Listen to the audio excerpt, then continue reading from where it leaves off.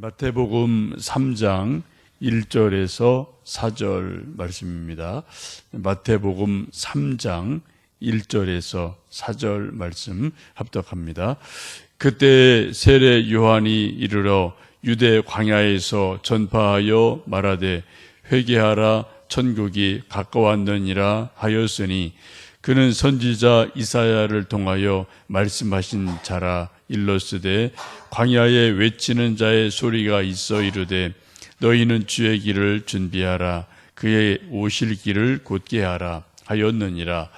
이 요한은 낙타털 옷을 입고 허리에 가죽띠를 띠고 음식은 메뚜기와 석청이었더라. 아멘. 마태복음 2장과 마태복음 3장 사이는 시간적으로 약 20년 이상의 시차가 나는 것이 있습니다. 마태복음 1장과 2장은 아기 예수님의 탄생과 또 그때 당시 등장한 동방박사와 또 여러 사람들의 모습을 그려줍니다. 만약 마태복음 1장, 2장이 없다면 우리가 예수님 탄생의 역사성에 대해서 좀 많이 현대인들이 알지 못할 부분이 있을 겁니다.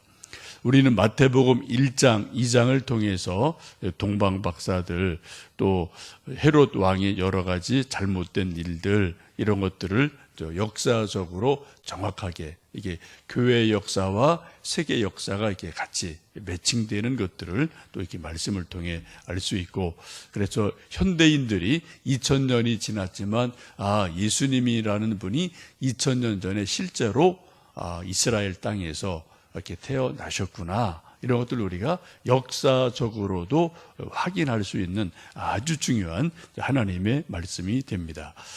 약 30년의 세월이 흐르고 예수님 30세 되었을 어느 날 예수님보다 6개월 정도 먼저 태어난 세례 요한도 이제 장성해서 어른이 되었죠.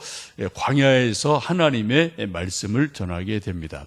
1절에 그렇게 말씀합니다. 1절 다시 읽습니다.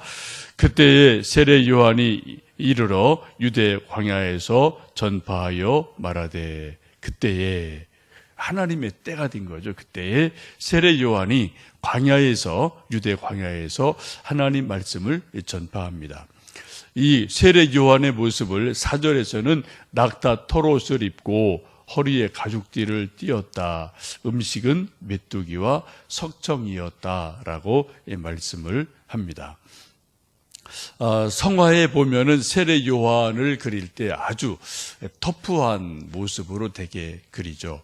막 이렇게 머리털도 길고 옷도 막 아주 좀 터프하게 입고 이렇게 핸섬하기보다는 이렇게 터프한 이제 그러한 모습으로 그리게 되는데, 사실 오늘 말씀처럼 들릴 사람, 광야에서 자란 사람이기 때문에 그렇게 그려져 있습니다. 많은 성사학자들은 이 헤롯이 2살 아래의 아기를 동방박사들에게 물어서 남자아이를 다 죽이는 일이 있는데, 이때 세례 요한 부모 역시 이 어린 아기를 안고 막 군사들이 남자아이를 찾아 죽이니까 도망을 간 거죠. 광야에서 살게 되었다. 그때부터 어린 시절부터 세례 요한이 광야에서 자라고 또 광야에서 한평생 살아온 것으로 보고 있습니다. 광야는 크게 두 가지 의미가 있는데, 하나는 세속에 물들지 않았다는 거죠. 요즘 말로 말하면은 자연인, 이런 텔레비전 프로그램 있는 것처럼 산속에 사는 사람, 세상 세속과 딱 끊어버리고 그냥 자연에 사는 사람, 이렇게 볼 수가 있겠죠. 또 하나는 하나님의 사람들이 훈련을 받던 곳이 광야입니다. 출애굽한 백성들이 광야에서 40년간 방황을 하고 배회를 하면서 하나님의 훈련을 받습니다. 사도 바울도 아라비아 광야에서 몇 년간 있었고, 예수님도 40일간 금식하며 광야에서 고생하시고 기도합니다. 또 사막 교부라는 많은 우리 신앙 초기의 선배들도 광야에서 한평생 기도하며 산 분들이 많이 있었습니다. 이 광야라는 것을 영적으로 보면은 하나님께서 우리들을 훈련시키시는 곳, 이라고 우리가 받아들일 수가 있겠습니다. 그것을 특별히 자발적으로 광야를 간 사람이 있어요. 몰아쳐서 간 사람도 있지만 자발적으로 간 사람이 있는데 그런 사람을 교회 역사에서는 사막교부다라고 말해서 3세기, 4세기, 5세기 이때 아주 수많은 사람들이 이집트 광야 속으로 들어가서 여러 가지 훈련을 받게 되고 또 이제 아시아에서도 갑바도기아 지방이라는 곳에 이제 산 속으로 또 동굴 속으로 들어가서 오직 하나님만 바라보는 그런 일들이 일어나게 됩니다.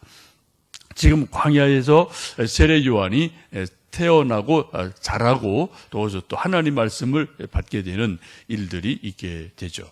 광야에서 하나님 말씀을 들어요.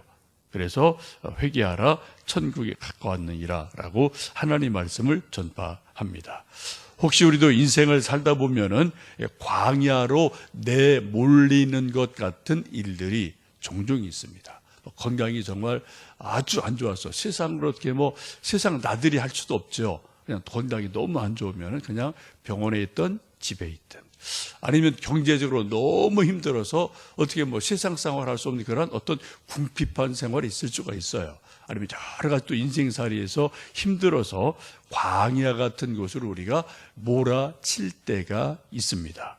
그때 우리 육체는 정말 힘들죠. 그러나 우리가 영적으로 보면은 하나님이 우리를 광야 학교에 입학을 시켜서 특별한 영적 훈련을 하실 때가 있다라는 것을 여러분 기억하시고, 우리 몸은 힘들고 아프지만 이때 하나님이 혹시 나를 세상과 자꾸 세상 것을 끊어내고 하나님께로 자꾸만 가게 하는 그러한 시간이 아닌가라는 것을 우리가 생각해 보시면서 광야 학교, 광야의 영성, 지금 세례 요한도 광야에서 하나님의 말씀을 듣고 말씀을 전하게 됩니다. 우리 현대인들은 점점점 과학기술 문명이 발달하면 발달할수록 이게 좀 볼 것, 먹을 것, 누릴 것이 아주 많은데 영적으로 보면은 하나님과는 점점점 멀어지는 쪽으로 간다. 세상이. 우리 현대인이 그렇다는 거죠. 여러분 옛날에는 텔레비전 어디서 봤나요? 거실에서 봤어요. 근데 요즘은 텔레비전 어디서 보나요? 이불 속에서 봅니다. 요걸 다, 그죠? 잠잘 때까지 저거 다 보고요. 아침에 일어나도 카톡 보고요.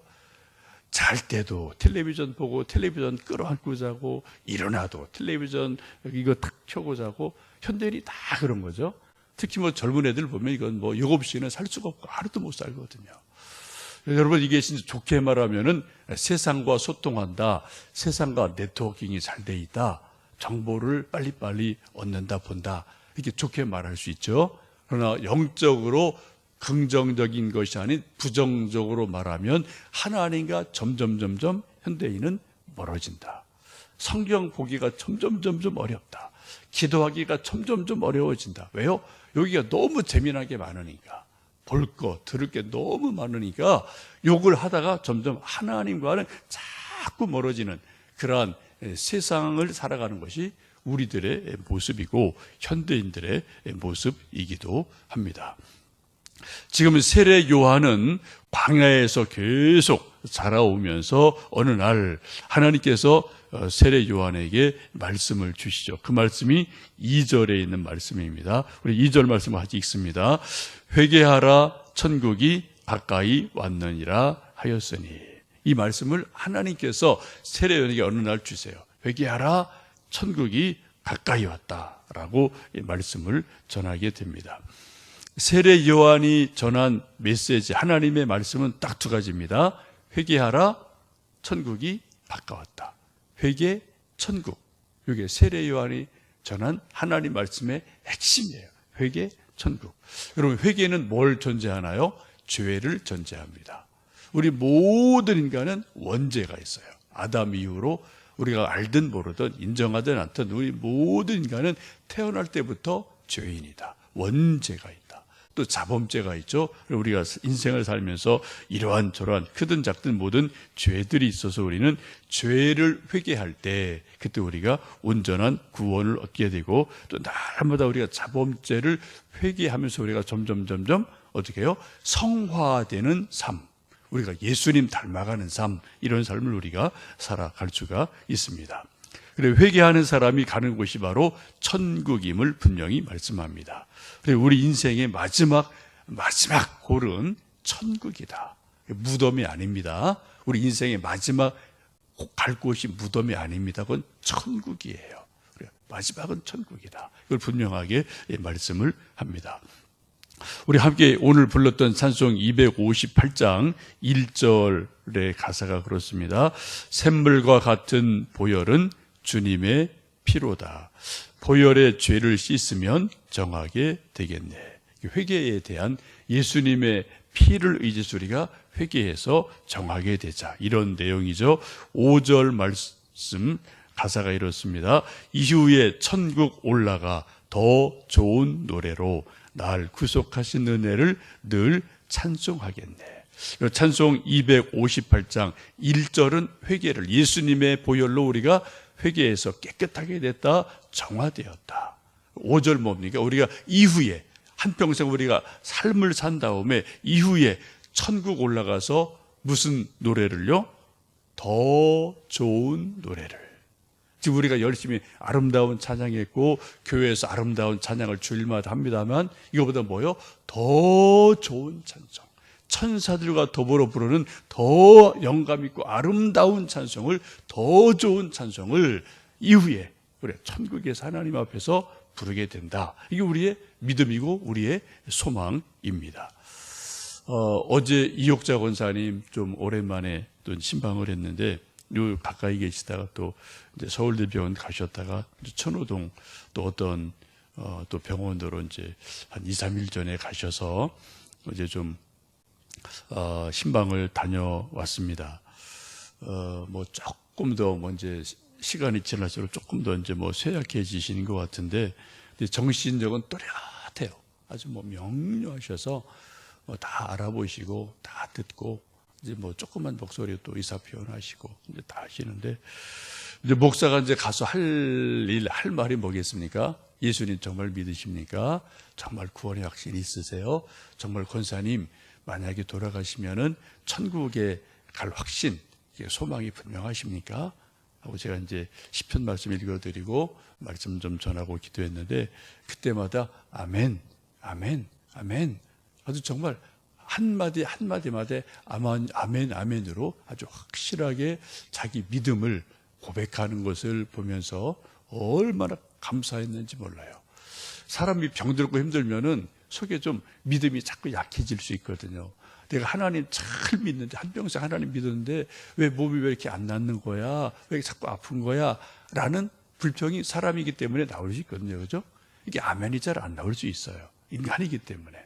그런데 어제 좀 우리 이권사님 보면서 정말 말씀마다 아멘, 아멘으로 응답하며 정말 천국의 소망, 구원의 확신을 아멘으로 화답하는 것을 보면서 참 하나님이 주시는 은혜가 있구나, 믿음이 분명하시구나, 이런 것을 보면서 함께 좀 위로를 얻은 적이 있습니다.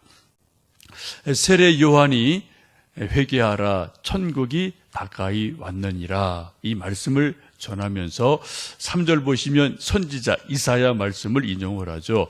광야에 외치는 자의 소리가 있어 이르되 너희는 주의 길을 준비하라, 그가 오실 길을 곧게 해라 라고 말하면서 주님이 오실 길을 미리 곧게 준비해라, 삐뚤삐뚤한 길을 곧게 준비해서 오실 길을 잘 준비해라 라고 이제 말씀을 합니다.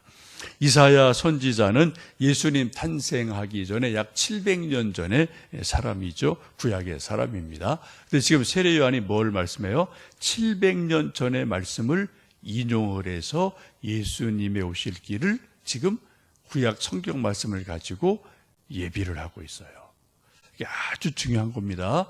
우리가 오늘 2019년 6월 오늘이 21일 금요일이죠. 우리도 오늘 하루를 삽니다. 근데 우리가 읽는 이 성경은 신약도 최소한 2000년 전에 쓰여진 거예요. 구약은 3000년 전, 4000년 전에 까마득한 정말 오래전에 쓰여진 것이 이 구약 신약 성경입니다. 우리가 믿음 없이 하나님의 은혜 없이 그냥 성경을 읽으면 그냥 우리는 2000년 전 고전 그냥 옛날 글씨 읽는 거예요.